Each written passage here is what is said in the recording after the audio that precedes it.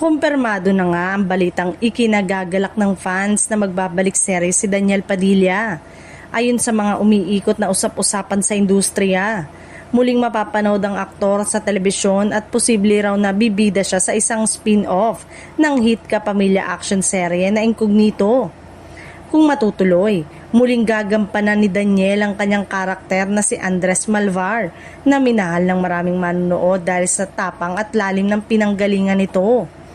Matatanda ang naging matagumpay ang karakter ni Andres Malvar sa orihinal na serye kaya't hindi na nakapagtataka kung bakit pinag-uusapan ng isang hiwalay na proyekto na mas tutok sa kanyang kwento. Marami ang naniniwalang ito ang tamang panahon para mas mapalawak ang karakter at maipakita ang mas intense na aksyon at emosyon na kayang ibigay ni Daniel sa isang action drama. Bukod sa pagbabalik ni Daniel, usap-usapan din kung sino-sino ang makakasama niya sa inaabangang spin-off.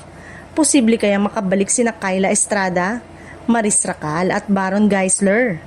Malaki raw ang tsansa dahil naging magandang chemistry ng grupo at malakas ang suporta ng fans sa kanilang tambalan sa serye.